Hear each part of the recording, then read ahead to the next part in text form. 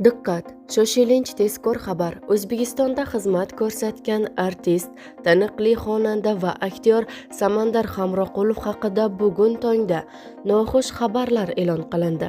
Xalq marhumning haqqiga duoda bo'ling. Assalomu alaykum hurmatli tomoshabin.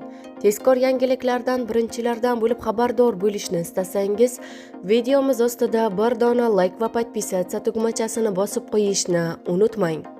O'zbekistonda xizmat ko'rsatgan artist Samandar Hamroqulov muxlislariga xonanda, rejissyor va aktyor sifatida yaxshi tanish. Bu yil 47 yoshni qarshilagan ijodkor shu kungacha ko'plab qiyinchiliklarni boshdan kechirgan, unga san'atda o'z o'rnini topish oson kechmagan. Dadang avariyada o'ldi. Samandar Hamroqulov 1978-yilning 23-dekabr kuni mashhur qiziqchi Rustam Hamroqulov oilasida dunyoga kelgan.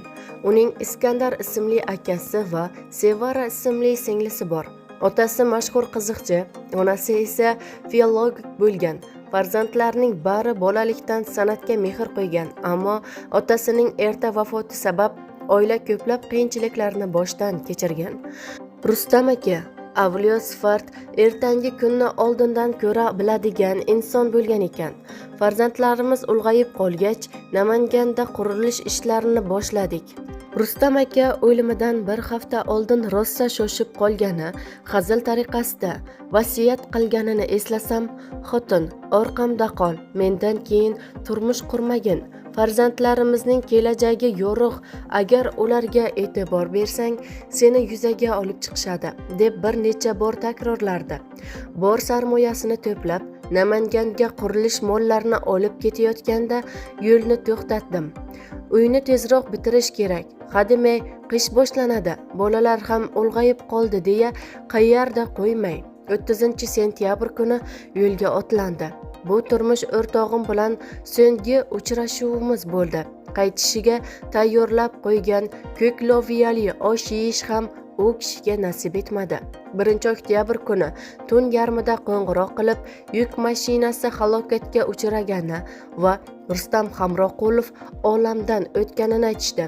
Marhum qiziqchining ayoli Mavluda Hamroqulova bergan intervyusida xuddi shunday deydi. Otang o'lib kunlaring buxankaga qoldimi? Rustam Hamroqulovning fojiali o'limi tillarda doston bo'ldi. 3 bola bilan beva qolgan Mavluda Hamroqulovaga farzandlarni tarbiyalash bilan birga ro'zg'or yukini ham tortish oson emasdi. Samandar Hamroqulov otasining dushmanlari qo'ng'iroq qilgach, onasining ko'z yosh to'kkani haqida gapirdi. 1989-yili do'konlardan mahsulotlar kam, odamlar nonni ham navbat turib oladigan paytlar edi. Moddiy jihatdan qiynalib qolganmiz. Onam bildirmaslikka harakat qilsa-da, uning ezilayotganini his qilardim. Bir kuni non olib kelish uchun do'konga ketganman. Bir necha soat navbatda turib qolib ketganman. Singlim uyda edi. Telefon jiringlabdi. Gadoning dushmani gado bo'ladi deyishganidek, dadamning yoqtirmaydiganlari ham bor edi. Bir kuni bir kishi qo'ng'iroq qilgan. Singlim go'shakni ko'tarib, hech kim yo'q, akam buxanka olgani ketdi degan. U odam kulib, otang o'lib kunlaring buxankaga qoldimi deb go'shakni qo'yib qo'yibdi. Shu orada oyim kelgan. Singlim qo'ng'iroq qilgan odamning gaplarini aytib bergan. Nonni olib uyga kelsam, onam yig'lab o'tiribdi. Chunki biz farzandlar muhabbatdan tug'ilgan edi. Dadam va onamning munosabatlari hamisha iliq bo'lgan. Onam yig'lab, bevaning ustidan kulishmasin, Xudoyim ularni ham shu bilan sinamasin degandim. Mana shu manzara haligacha ko'z oldimdan ketmaydi, deydi Samandar Hamroqulov. Onamni yig'latganman. Samandar Hamroqulov ilk bor to'yga chiqqani va daromadidan onasini quvontirgani haqida gapirdi. Otamning o'limidan keyin muxlislari Alisher akamni to'ylariga aytishni boshlashgan. Onam ikkimiz buvimning uyiga kelganmiz. Shunda kelinoyim Xitoy xalatini olib chiqib, egniga ilib ko'rsatgandi. Onam quvonib qarab turdi. Uning ko'zlaridan qaniydi mening ham turmush o'rtog'im hayot bo'lganida menga ham olib berardi degan ma'noni o'qidim. To'g'ri, yosh bolaman, ammo albatta shunday xalatdan olib beraman deb niyat qildim. Shu orada amakim kelib, "Yur, seni ham to'yga olib boraymi?" dedi. "Jon" deb rozi bo'ldim. Amakim to'yda boshlovchilik qilar, men esa chetda uni kuzatardim. Bir kishi amakimdan "Kim bu bola?" deb so'radi. Rustam Hamroqulovning o'g'li ekanligimni eshitganida quvonib bag'riga bosdi. "Sen ham qiziqchilikka qiziqasanmi? U bu narsa aytib berasanmi?" dedi. Men juda ko'p she'r bilardim. Qiziqchilarning ham kasetasini ko'p eshitardim. Sahnaga chiqib, bor mahoratimni ko'rsatdim. Menga 50 rublcha pul qistirishdi. Quvonib to'ydan keyin kelinoyimdan Xitoy xalatini sotishni so'raganman va o'sha kuni onamga olib berganman.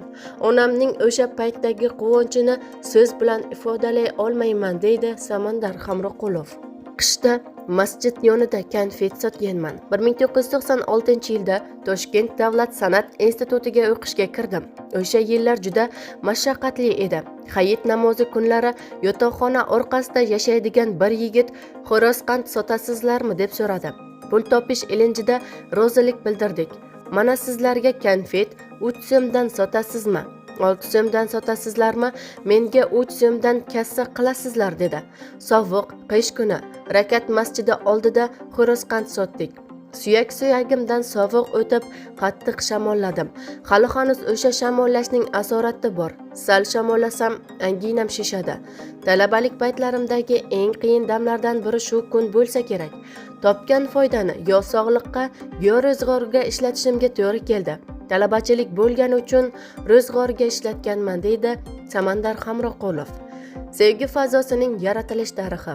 Samandar Hamroqulovga Sevgi fazosi qo'shig'i 2002-yilda yil yangiligi, 2004-yilda esa yil qo'shiqchisi unvonlarini olib kelgan, ammo qo'shiqning yo'li oson bo'lmagan. Sevgi fazosi degan ifoda adabiyotda mavjud emasligi sababli badiiy kengashdan o'tishi qiyin kechgan.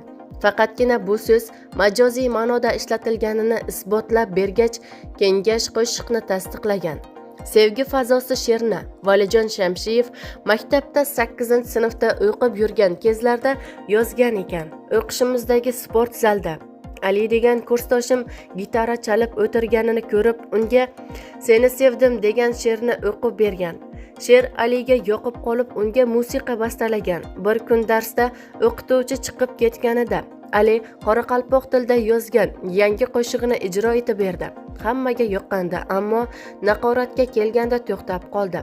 O'shanda yuragim jiz etganda, "Mening ashulam bu" dedim o'zimga o'zim. Alining ijrosida ham bu qo'shiq zo'r chiqardi.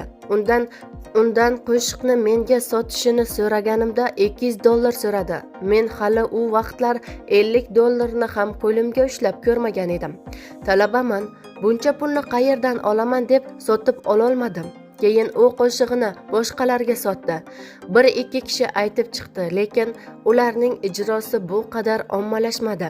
Ozroq vaqt o'tgandan so'ng Alining o'zi telefon qilib "Ashulamni olasanmi?" dedi. $50 ga sotsa olishim mumkinligini aytdim va u rozi bo'ldi. Shu kuni tanishlarimdan qarz olib $48 topdim va Aliga olib bordim. U qo'shiq yozilgan kasetani menga berdi. Kasetani olib studiyaga, bastakorga topshirib qo'shiq yozganman, deydi Samandar Hamroqulov.